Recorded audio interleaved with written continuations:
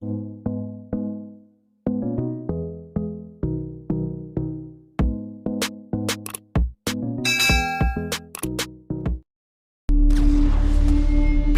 Efendimiz buyurdu ki, Konstantiniye elbet bir gün fethedilecektir. Onu fetheden kumandan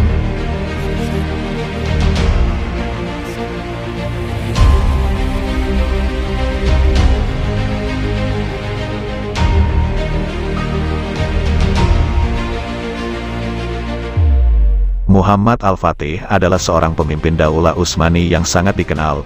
Ia memegang kekuasaan Utsmani pada tahun 855 Hijriah, 1451 Masehi dan berhasil menaklukkan Konstantinopel pada tahun 857 Hijriah, 1453 Masehi.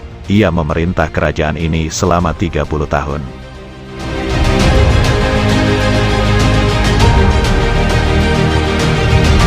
Selain digelari dengan Al-Fatih, ia juga disebut dengan Kaisar Romawi, karena mewarisi kerajaan Romawi Bizantium.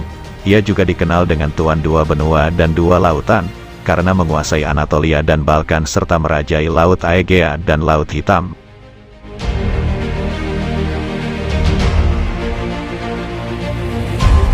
Masa pemerintah Muhammad Al-Fatih dikenal dengan masa reformasi Daulah Utsmani. Ia membuat tata aturan yang berlaku merata di wilayah kekuasaannya. Keistimewaan pemerintahannya ditandai dengan penjagaan luar biasa terhadap masyarakat pedagang dan perkembangan diplomasi dengan wilayah-wilayah tetangga.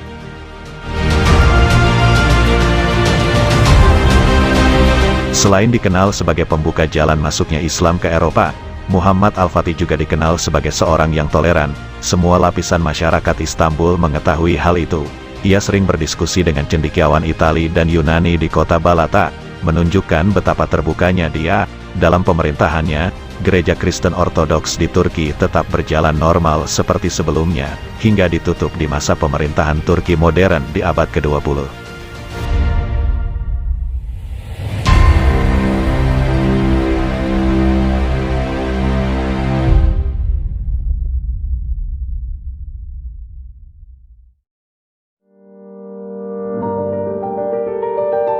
Dia adalah Sultan Muhammad II, adalah Sultan Utsmani ke-7 dalam silsilah keturunan keluarga Utsman.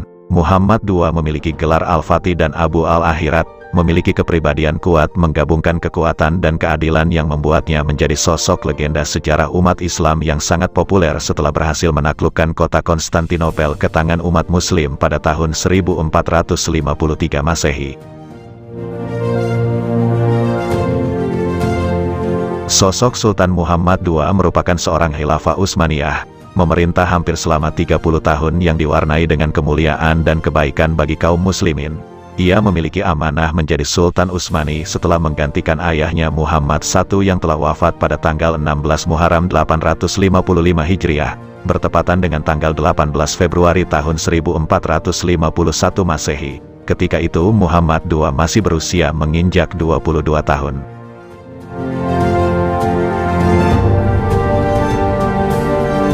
Sejak masa kecilnya memiliki keunggulan dalam menyerap dan menangkap ilmu pengetahuan. Ia memiliki pengetahuan yang luas, khususnya dalam bidang bahasa, serta memiliki kecenderungan besar terhadap buku-buku sejarah. Inilah yang membuatnya menjadi sosok seorang pemimpin pasukan muslimin yang memiliki keahlian urusan manajemen, administrasi negara, penguasaan medan dan ahli strategi perang. Keunggulan akhlaknya terhadap syariat Islam membuatnya memiliki sikap bijaksana, pemberani, suka memberi, dan rela berkorban, demi membela akidah dan syariat. Semua itu dilakukan dengan mengharapkan pahala dari Allah.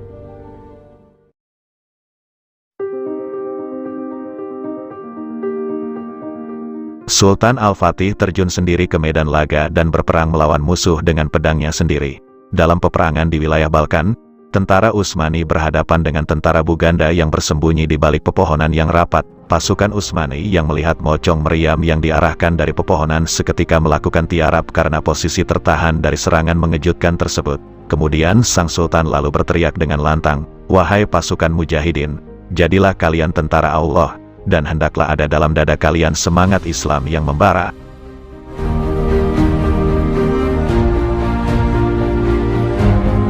Kemudian ia memegang tameng dan menghunuskan pedangnya. serta segera memacu kudanya ke arah paling depan tanpa menoleh kepada apapun. Tindakannya ini memunculkan semangat jihad yang membara. Kemudian semua pasukan bergerak dengan gemuruh takbir menyusul komandan tertingginya tersebut. Pasukan Utsmani berhasil memporak-porandakan pasukan Buganda serta berhasil memenangkan peperangan.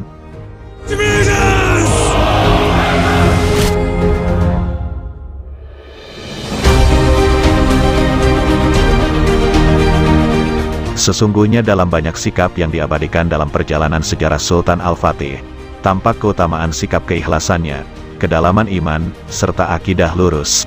Dalam sebuah syair dia berkata, "Niatku, taat kepada perintah Allah, dan hendaklah kalian berjihad di jalannya." Al-Maidah 35. Wah Hamasi, semangatku adalah mengeluarkan semua upaya untuk mengabdi pada agamaku, agama Allah. Asmi, tekadku, saya akan buat orang-orang kafir bertekuk lutut dengan bala tentaraku, berkat kelembutan Allah. Jihadi, jihadku, adalah dengan jiwa raga dan harta benda.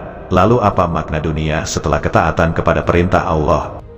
Wa tafkiri, pusat pikiranku, terpusat pada kemenangan yang datang dari rahmat Allah. Ashwaki, kerinduanku, perang dan perang ratusan ribu kali untuk mendapatkan ridho Allah. Warojai, harapanku, adalah pertolongan Allah, dan kemenangan negara ini atas musuh-musuh Allah.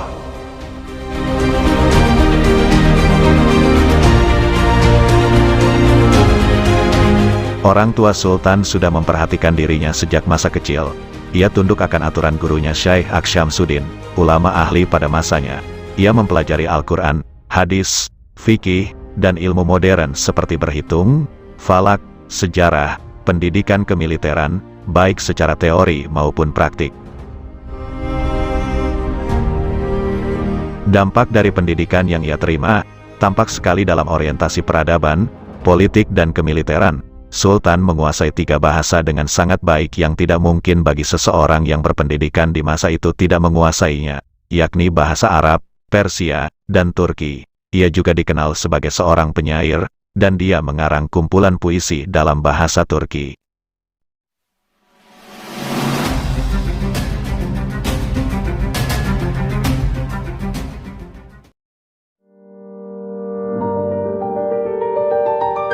Sultan telah berinteraksi dengan ahli kitab sesuai dengan syariat Islam dan memberikan pada mereka hak-hak beragama. Ia tidak pernah melakukan perlakuan jahat pada seseorang pun dari kalangan Nasrani. Bahkan sebaliknya ia menghormati para pemimpin mereka dan berbuat baik kepada mereka. Baginya keadilan sebagai pondasi kekuasaan.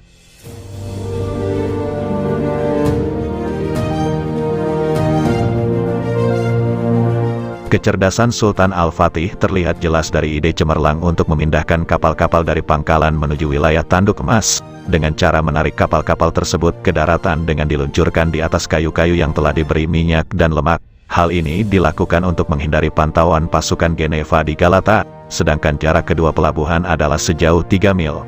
Medan yang ia melewati bukanlah dataran rendah melainkan perbukitan. Dengan taktiknya ia memberi arahan meratakan tanah kemudian menyiapkan papan kayu yang disusun dengan lapisan minyak.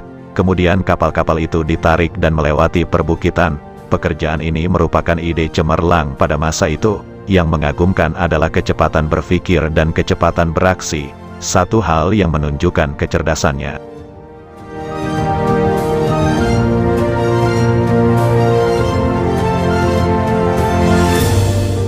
Tatkala Sultan mengirimkan utusan untuk Konstantinopel untuk menyerahkan wilayahnya dengan jaminan tidak akan mendapatkan gangguan apa-apa.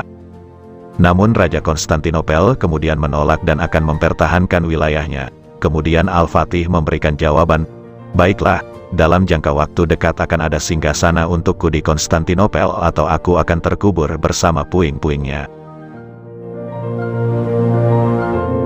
Sikap yang juga tampak ketika pasukan Bizantium membakar benteng bergerak yang terbuat dari kayu. Jawaban yang Sultan katakan, "Besok akan kami buatkan 4 benteng semisal itu sebagai penggantinya." Sikap ini menunjukkan kemauan keras dan kegigihan dalam mencapai apa yang menjadi targetnya.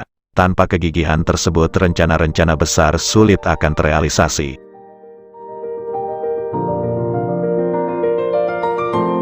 Sungguh banyak pelajaran yang bisa diambil dari Sultan Muhammad Al-Fatih.